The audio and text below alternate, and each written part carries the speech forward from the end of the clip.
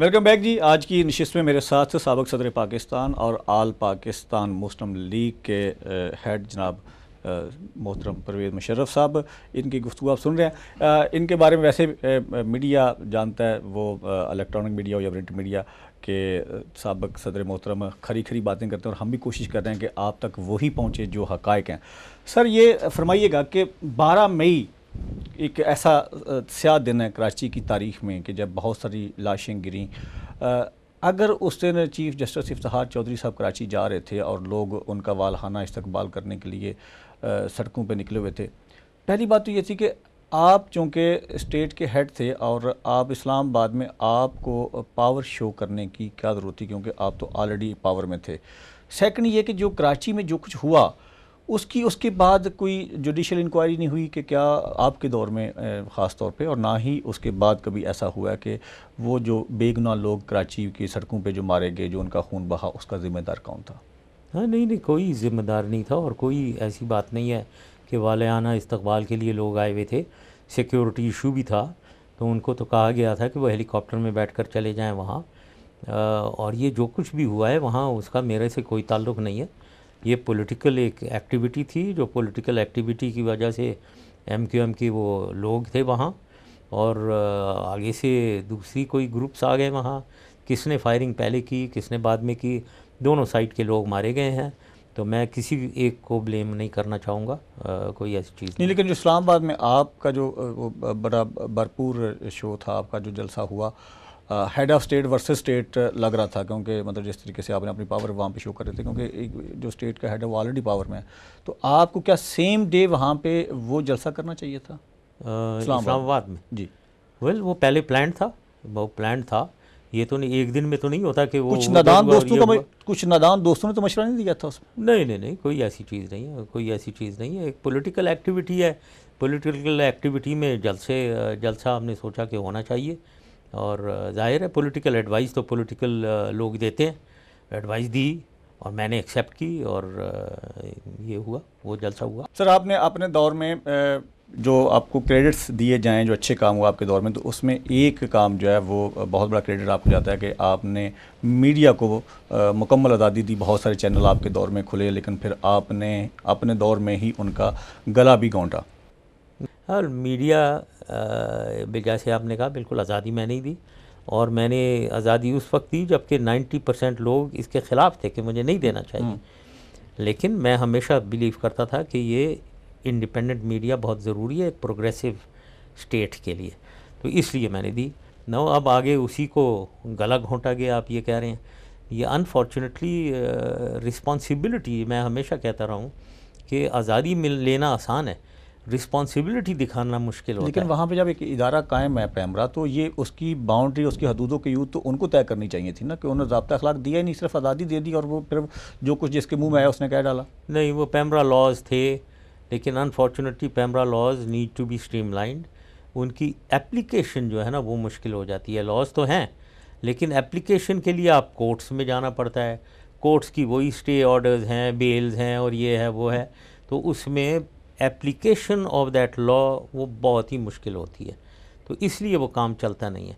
मेरे ख़्याल में ज़रूरत इस बात की है कि इंश्योर करना इंडिपेंडेंस ऑफ मीडिया, तो बिल्कुल हमें इंश्योर करना चाहिए, वो बहुत अहम है।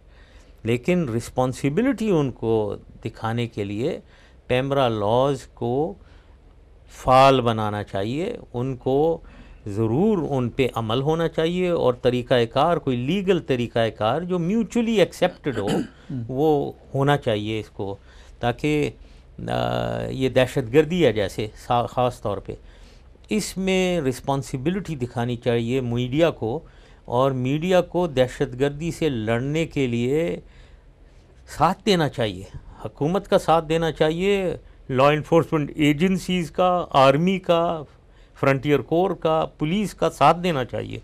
बाज़ वक्त कुछ ऐसी चीज़ें हो जाती हैं कि ऐसा लगता है जैसे टेररिज्म की साथ दिया जा रहा है, उनको ज़्यादा पॉपुलर हो रहे हैं वो, और खामखा में लॉ इन्फोर्समेंट एजेंसीज़ की बुराई की जा रही है। तो ये रिस्पॉन्सिबिलिटी के दायरे में आता है, इसको स्ट्रीमलाइन करना पड़ेगा। एक वक्त था जब आपने ओपनली कहा कि इस मुल्क में अब बेनज़ीर भुट्टो और नवाज शरीफ का पाकिस्तान की पॉलिटिक्स में अब कोई रोल नहीं है, वो लोग वापस नहीं आ सकते, लेकिन फिर आपको स्टेप बैक में आप जाना पड़ा आपको। क्या बेनज़ीर भुट्टो की पाकिस्तान आमद जो थी वो इंटरनेशनल ताकतें जो थी सिर्फ उनकी वजह से ऐसा हुआ, या पाकिस्तान की आवाम की आवाज़ पे आपने ऐसा किया? नहीं, ये मैंने कभी भी नहीं कहा था कि उनका रोल कोई नहीं है। ये तो मुझे पता था कि पीपल्स पार्टी के अंदर पॉलिटिक्स क्या है। पीपल्स पार्टी में तो वो हेरिडिटरी पॉलिटिक्स चल रही है। बेनज़ीर हैं, बेनज़ीर नहीं है तो उनके हस्बैंड हैं, हस्बैंड नहीं तो बेटे आएंगे। ऐसे ही PMLN है, नवाज़ शरीफ नहीं तो शहबाज शरीफ हैं, वरना उनके बेटे आने वाले हैं। तो ये तो मुझे तो कोई शक नहीं था कि PMLN और पीपल्स पार्टी इन लोगों के रोल है। लेकिन मैं ये ज़रूर कहता था कि अगले इलेक्शन से पहले यहाँ नहीं होंगे, ये मैं कहता था।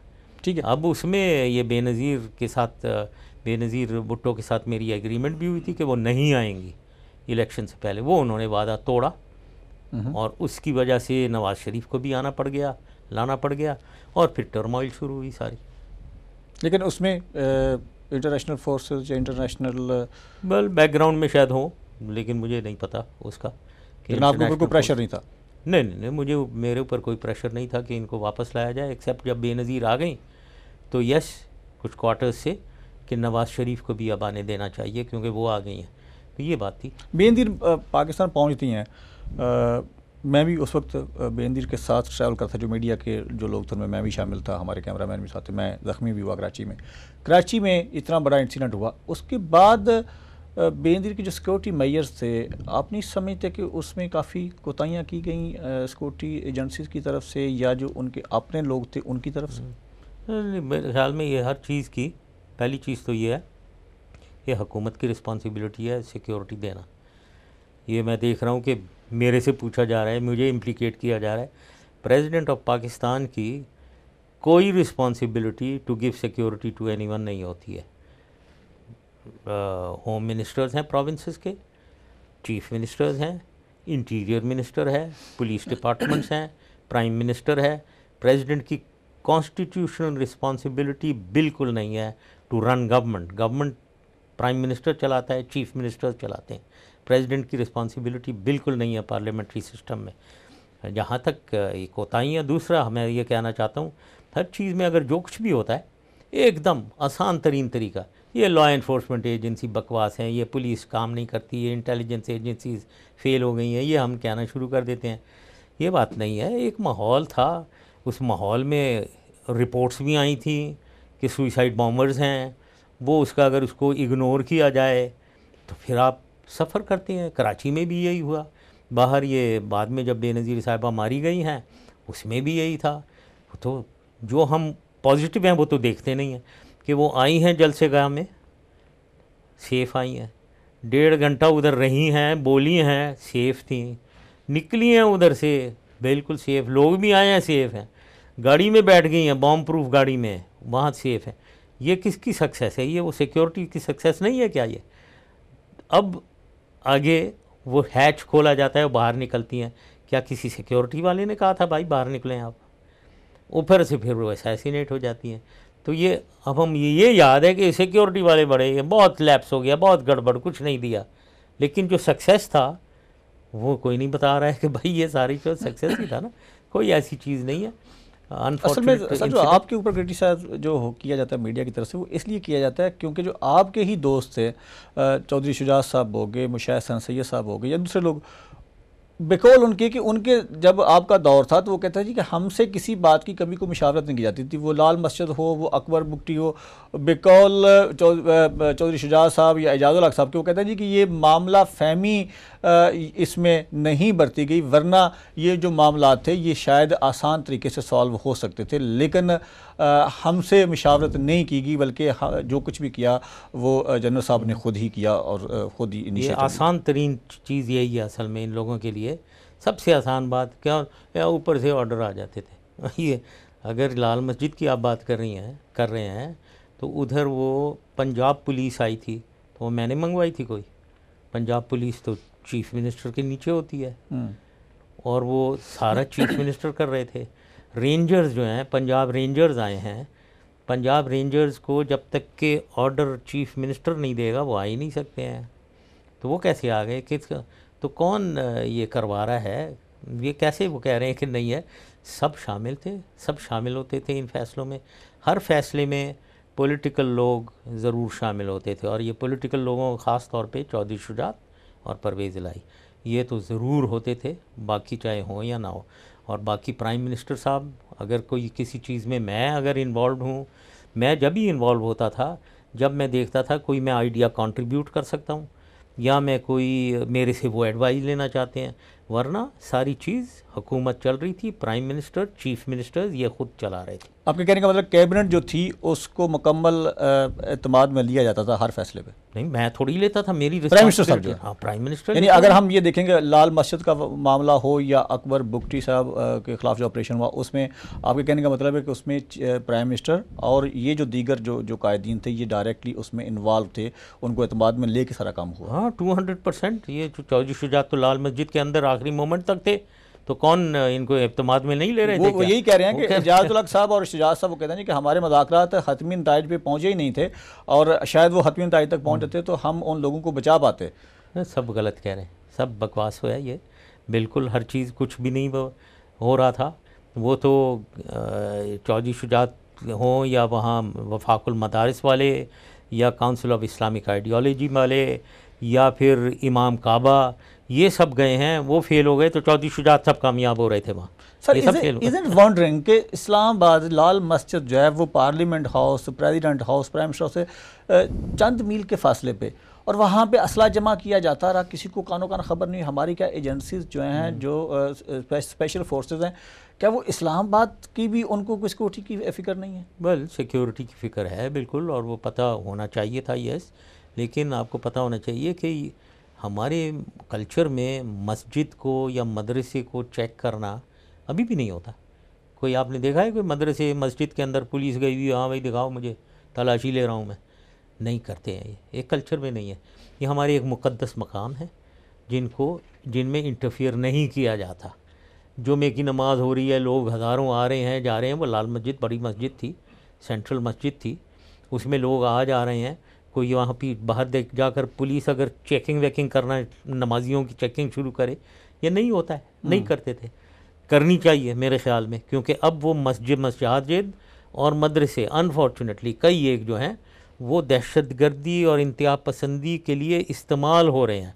तो लिहाजा हमें एक अपनी पॉलिसी में, कल्चर में चेंज लाना होगा। लॉ एनफोर्समेंट एजेंसी का एक काम ये ज़रूर होना चाहिए कि चेक रखें, निगरानी रखें कि इन मुक़द्दस मकामों को मिसयूज़ तो नहीं किया जा रहा, क्योंकि अब ये किए जा रहे हैं, उस ज़माने में नहीं था अनफॉर्चुनेटली, तो इसलिए लोग आ जाए रहे, वेपन ले गए। जुडिशरी का रोल इस वक्त, क्योंकि लोगों की जो ड्रीम थी जी कि अदलिया आज़ाद हो गई, अदलिया आज़ाद है, आप मुतमईन हैं इस वक्त पाकिस्तान में जो जुडिशरी का रोल है?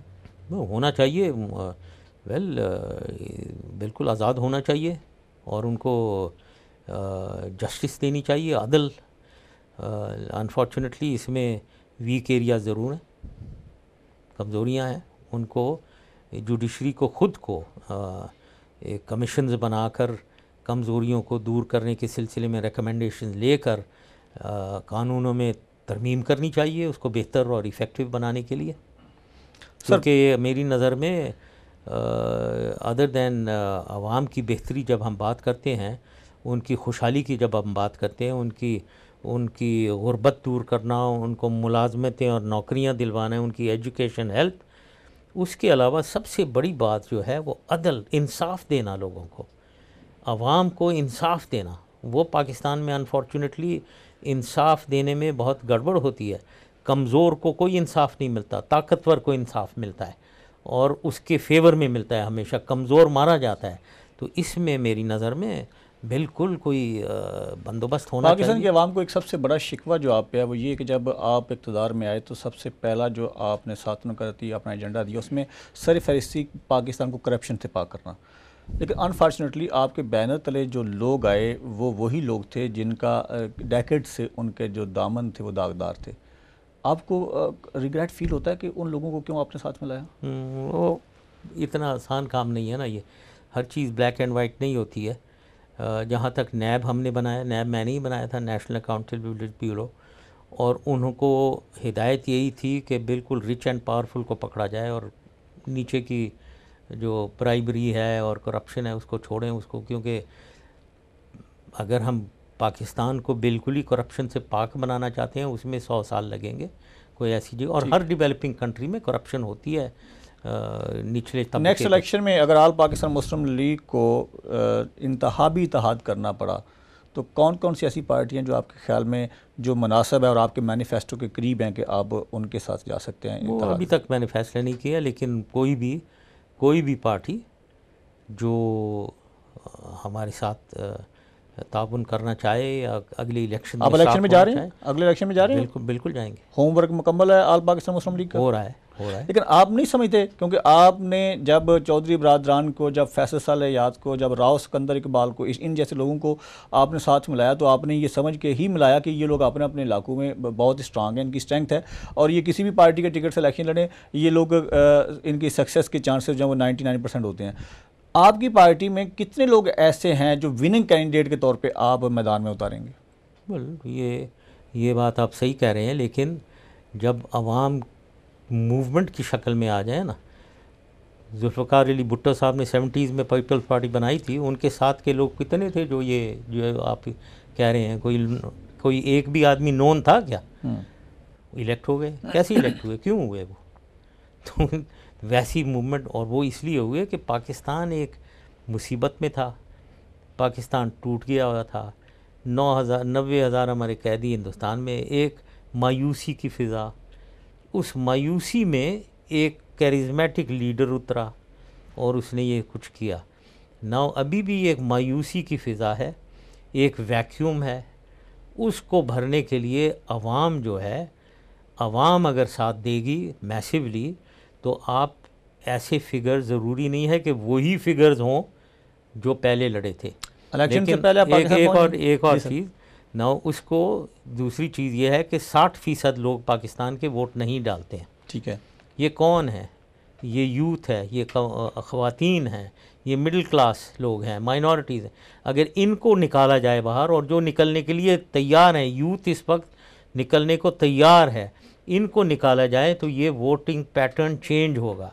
दूसरी चीज़ ये है कि ग्रास रूट लेवल, और ये जो आप तो जीतने वालों की बात कर रहे हैं ना, इनके नीचे एक इलेक्टेबल लोग हैं जो जीते हुए नहीं हैं लेकिन पॉलिटिकल फैमिलीज़ के लोग हैं, कुछ वोटों से हारे हुए हैं, या इस दफ़ा हिस्सा नहीं लिया, पिछली दफ़ा लिया था, या ग्रेजुएट नहीं थे, अब ग्रेजुएशन वाली ख़त्म हो गई है।